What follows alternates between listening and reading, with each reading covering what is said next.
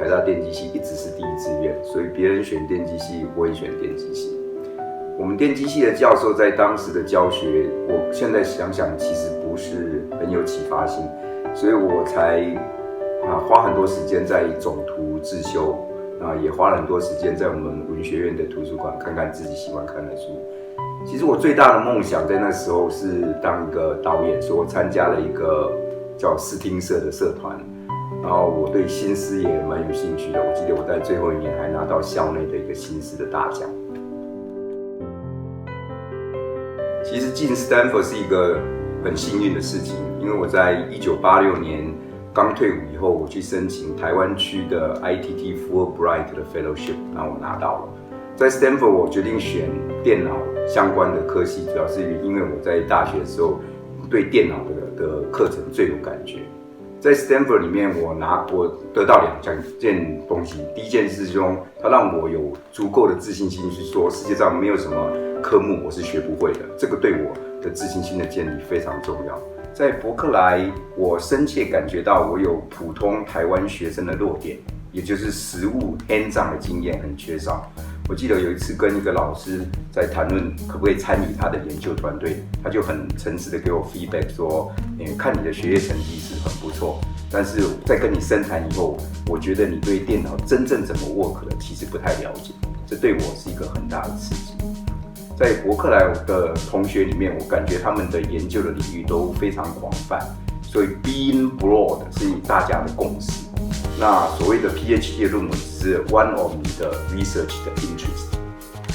那后来我要毕业的时候，我的 advisor 跟我讲说，在别的学校，你如果想要拿 tenure， 就是 write a book about your research。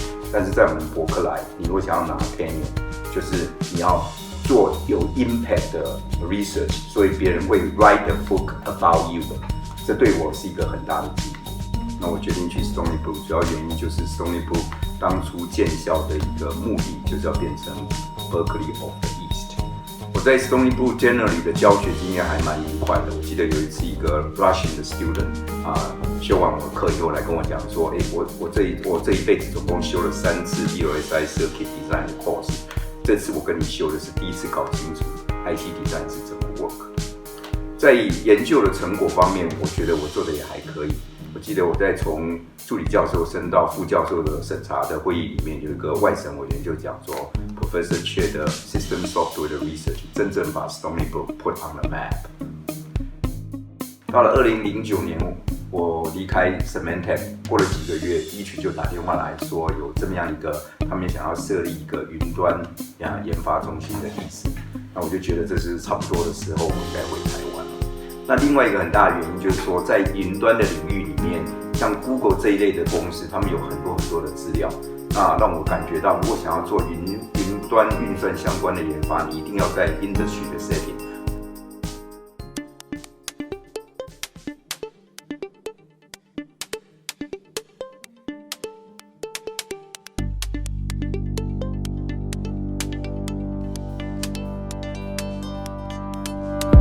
大家都公认明年2020是第一代5G 商用 solution 的产品会出去了，这是有史以来台湾第一年就给它推出商用的产品，这个就是一个蛮大的一个里程碑。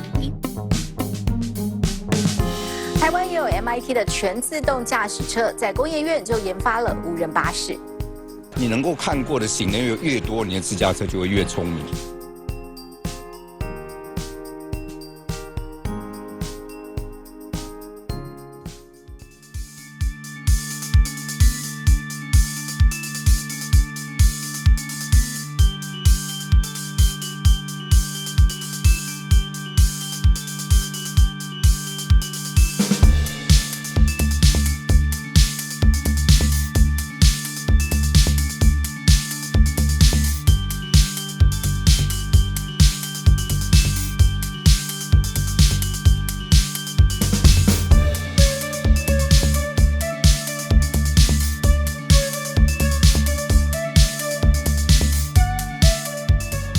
Our work was very well received, and 10 years later we won the IEEE Infocom Test of the Time Award. Working with Dr. Chiueh was a very rewarding experience. He taught me how to take seemingly complex and ambiguous problems and distill them down to their essence.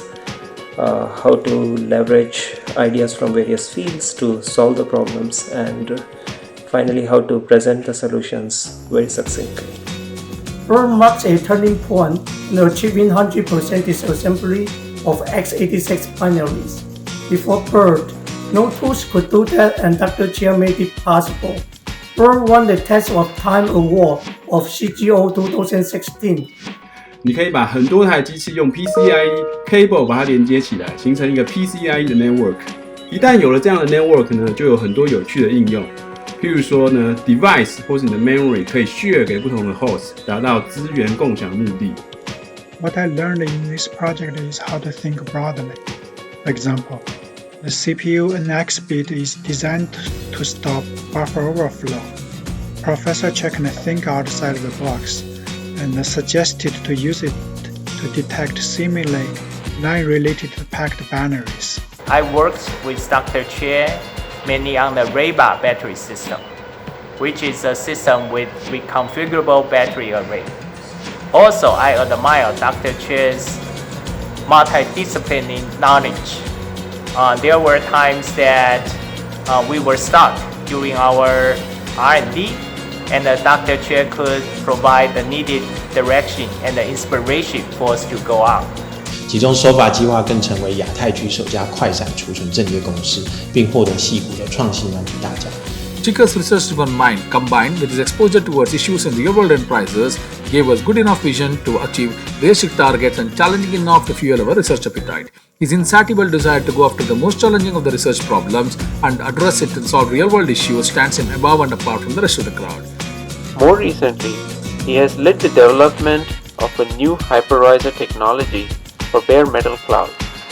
This technology provides strong security, full manageability, and native performance.